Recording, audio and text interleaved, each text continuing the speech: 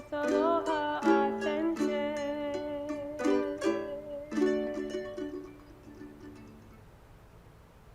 Woo! Aloha and welcome to Aloha Authentic with Kamakapili, Hawaii's only TV show that brings on our own local artisans and cultural practitioners and have them share their story with you in the comfort of your home about their art, about their practice, and all the mo'olelo or stories that are embedded within their work, which we like to call kauna. And I would love to be able to share those kauna with you.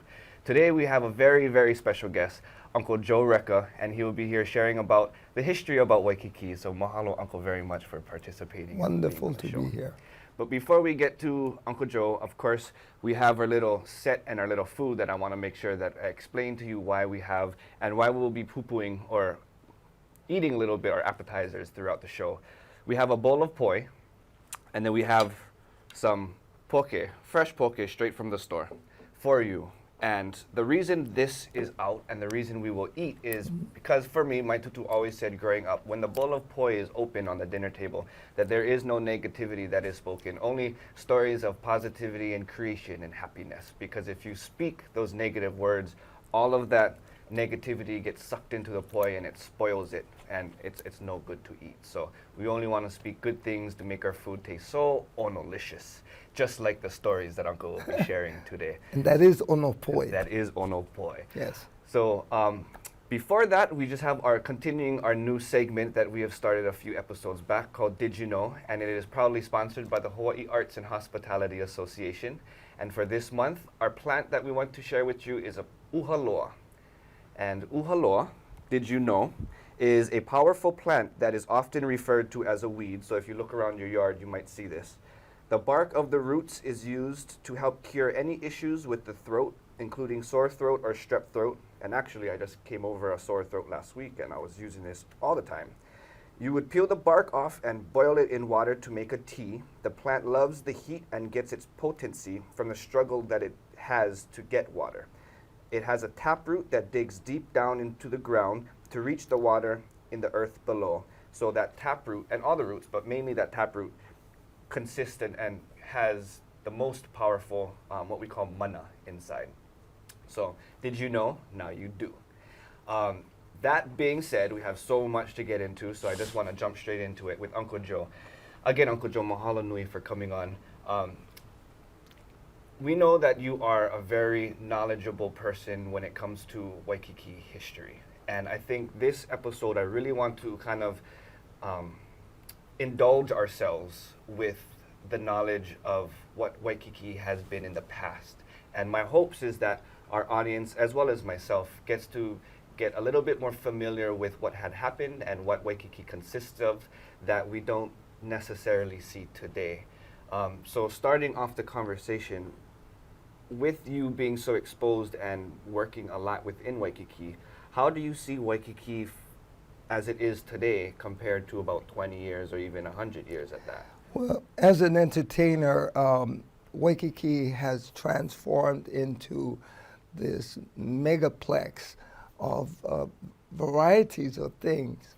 And instead of entertainment and hotels being the thrust of Waikiki, these mega stores now have become a centerpiece.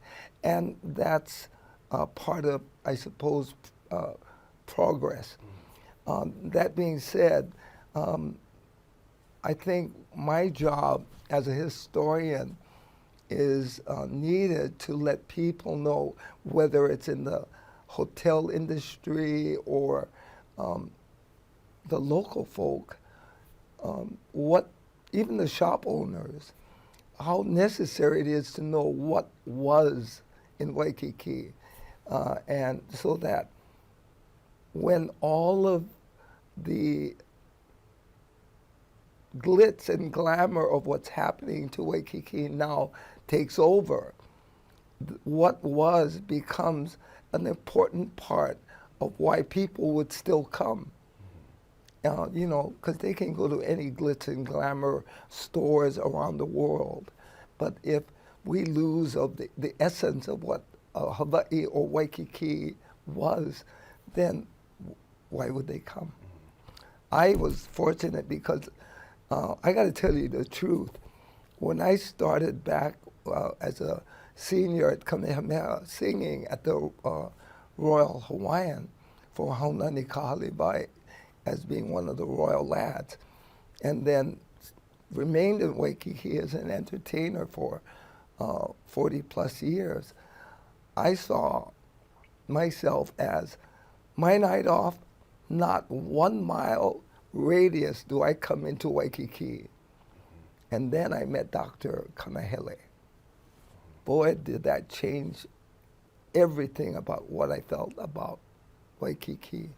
And we brought up Dr. Kanahele once before. If you did watch one of our past episodes with Pohai Ryan, who is the Executive Director of Native Hawaiian Hospitality Association, we did mention and to let you know that Dr. George Kanahele was one of the founders of the Native Hawaiian Hospitality Association over 20 years ago. So when I became his first lead historian along with Patricia Leigh Anderson Murray, we put all of this information that he taught us for the markers that were constructed in Waikiki by Pat Palumbo, a local architect, designed and erected. And we then compacted the hours and hours of material into an hour and a half, sometimes 2-hour walking tour. Now that took up all the markers, so, and that was a change in my life because I became embedded in Waikiki's history. And those are the markers that are shaped as a surfboard. Surfboard with markers, the yes. text on top that shares the knowledge that, you know, Uncle Dr. Kanahele had. Yeah, bestowed upon he you guys. studied for over a quarter of a century there, and he was amazing. You know, Waikiki has changed a lot since I was a child. I remember my aunt and mother bringing us to Waikiki. My mom liked to come at dusk when the sun had set, and there was still light, and the water was warm. We would go, swimming, and Waikiki at the time had a lot of limu lipoa, and they'd gather up, some of it, and we'd have that with our stew or something. Is it true that when you walked into Waikiki, Waikiki was known to have that aroma of limu? You could tell you were entering, when you hit the Aloha Bridge, you knew you were entering Waikiki. If the wind was blowing right, you knew it. And sometimes, as young as we were, if we couldn't see out the window, we knew we were approaching Waikiki because of that lipoa smell. And how come we don't have limu anymore in Waikiki? Well, a lot has to do with all of the lotions and the oils that many of the visitors as well as local folks put, and so it also was over harvested. People sometimes they pull out the root. A couple Beach Boys said that there's a couple patches out there, but not significant. And when you pick it, you have to pinch it, right? And that's what leaves the root, but everybody just pulls. The lipoa has a way of releasing itself, and it usually washes onto the shore, so people would gather it on the sand. But and recently I heard too on the news, I don't know if it was one of the science companies or whatever, but they were saying that they want people to start looking at reef conscious sunscreen. Because I think that's part of the reason where if all that oil was on top of the water, it blocked the oxygen to get to the reef and the limu, and that part of the reason why it started to die off. It didn't do the sea culture well. So with that, and I know you mentioned the Aloha in the past, kind of stepping back in the day with Waikiki, because one thing I read, so I'm from Kailua, and I'm very proud of that, and I came across this reading that said the first Hawaiians who actually settled in Hawaii, they chose Oahu, and they actually settled between Waimanalo through Kailua to Kaneohe because of between the ecosystem with the land, the ocean, and the bay and everything. And then I read that the second settlement is said that they traveled south of the island and then they reached Waikiki. And Waikiki was the second settlement because it was the closest in relation to that type of environment on the east side. Over 100,000 actually entered, grew in that area because of the rich marshland, and that's what it was. It was fed by one of the large streams that flowed from the Ho'olau, the Kuekaunahi. Then there was the Apukehau, and at the other end by where the Ilikai is a Pi'inaio. So these streams brought fresh water. It also brought a contouring of the sand as they flowed out into the ocean, surf spots. If we were there in Waikiki today, I mean, you mentioned that Pi'inaio is by Ilikai Hotel. If we were to stand in Waikiki today, where would we stand for the Apuakehau and the Kuekaunahi to kind of get an idea of where it flew into the ocean? Well, the Apukehau is where the international marketplace.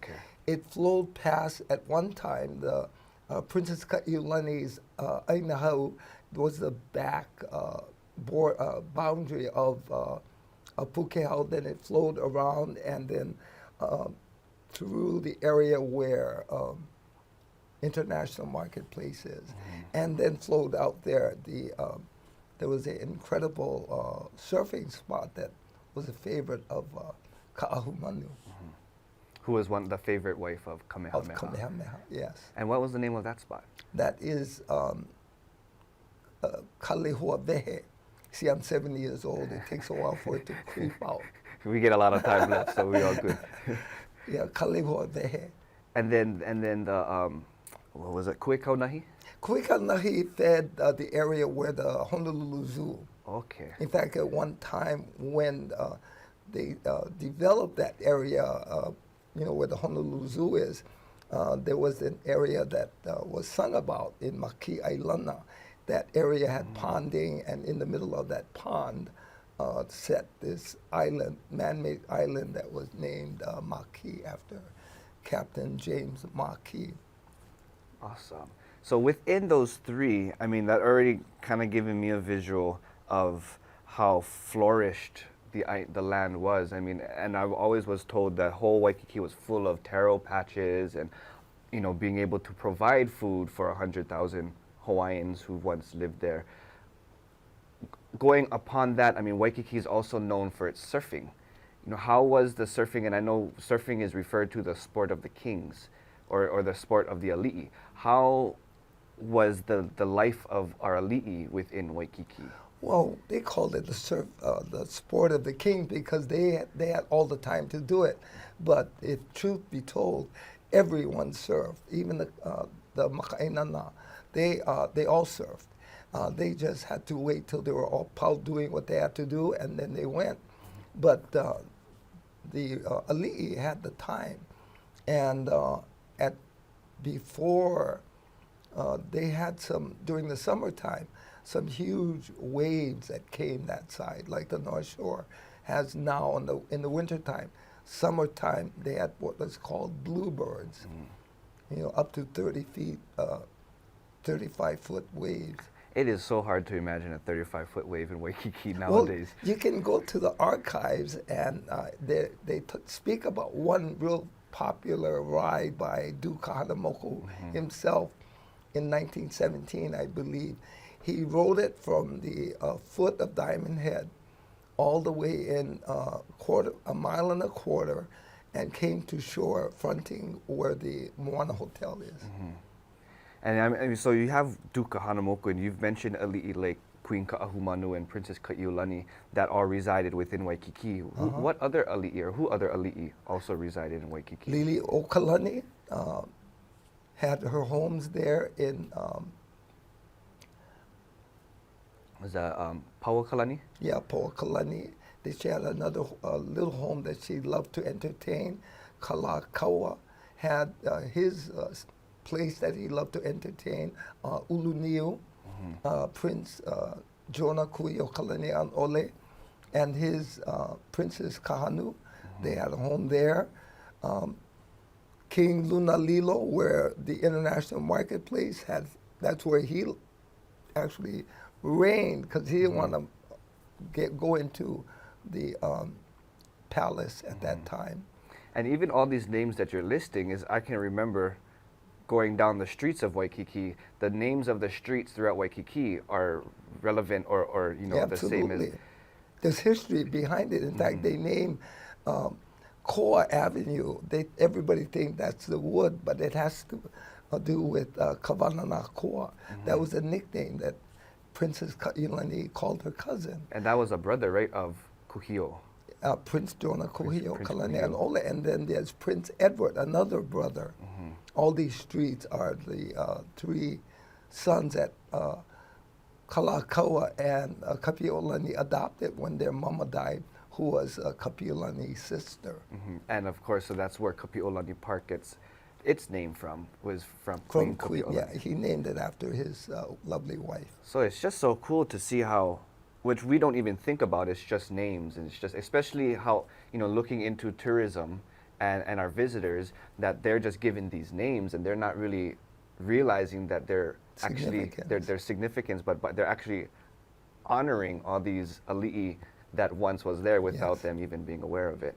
Now, I know you mentioned, we mentioned Paua Kalani and Queen Lili'uokalani, Kalani, and I remember you were sharing me a story of this when Queen Lili'uokalani Kalani was imprisoned within Iolani Palace, that her estate, Paua Kalani, actually was very significant at that time. What was that? In her compositions, you know, she speaks of the flowers, the scent of it being brought to her.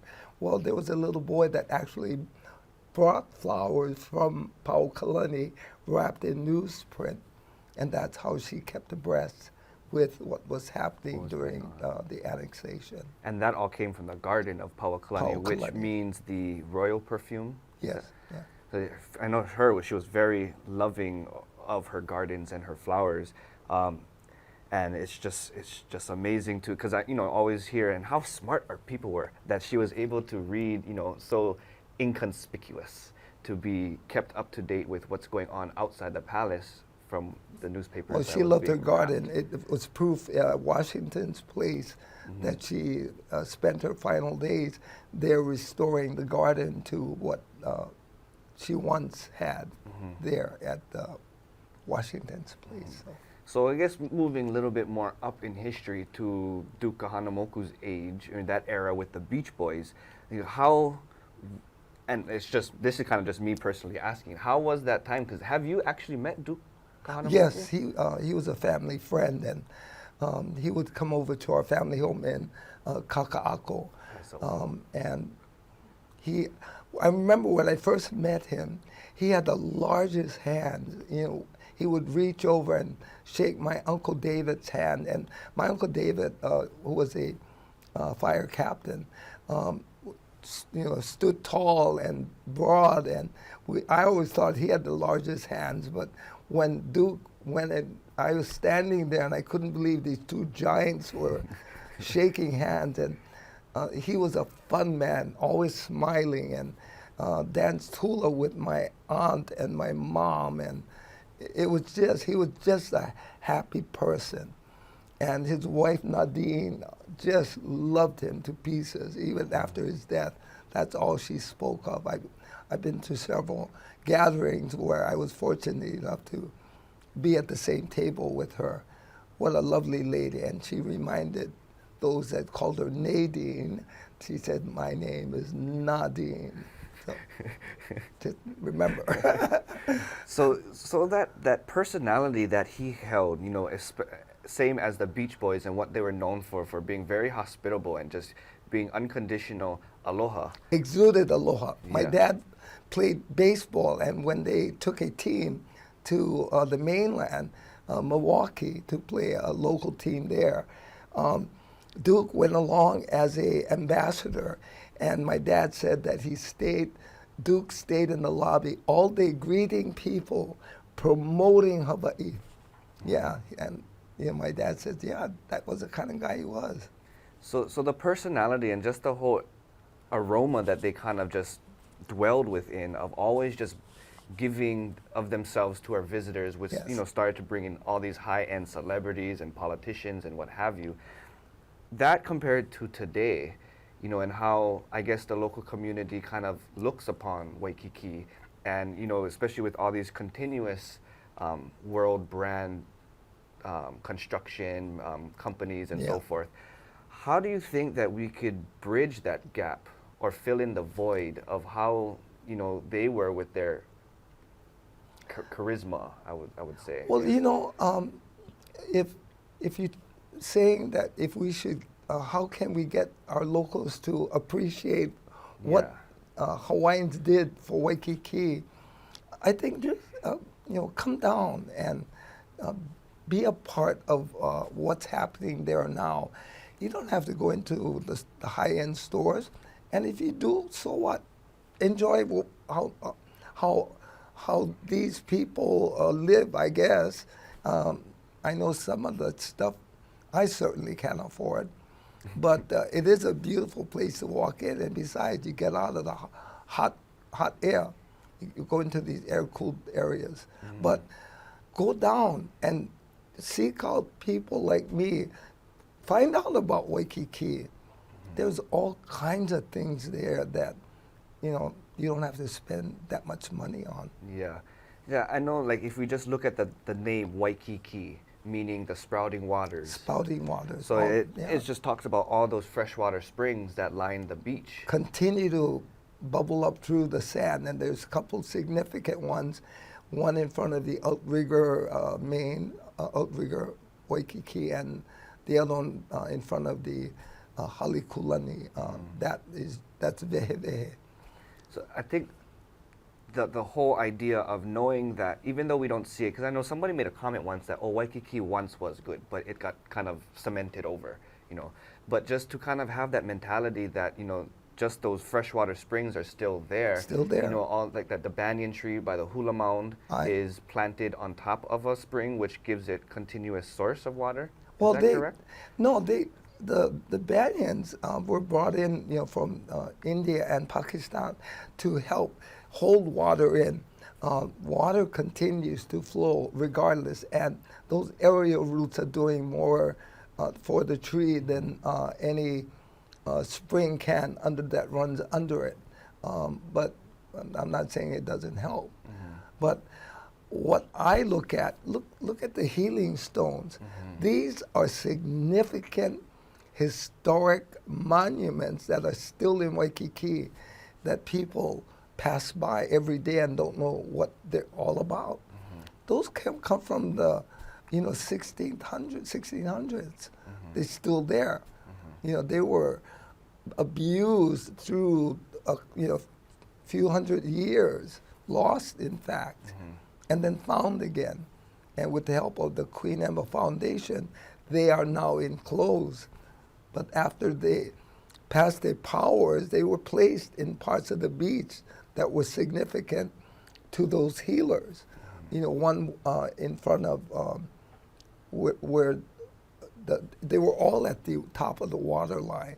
So one in front of where they live, Ulukou, and then out past where the Apukehau came out. And it was on the other side of that stream that they placed the other boulder. So those are the four stones, and I know that there is a common misconception or terminology that is used for those stones. Just to clarify, people refer to them as the wizard stones, but they're really the healing stones because we really didn't have wizards within, right? Well, because the healers mysteriously, because there's no history about it, disappeared.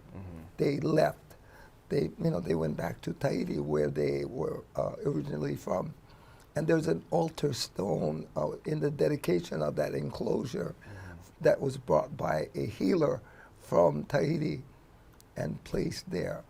And that's Kapaimahu, Kinohi, Kahaloa, and Kapuni are the four stones. I'm glad that you named it, because I think what the main message of everything that kind of we're sharing about is that there is the heartbeat of Waikiki still beats. Oh, absolutely. You may not be able to see it. It may be kind of camouflaged in other ways, but to know that even these stones have names and the names are still going on and the stones are still there and they're still living.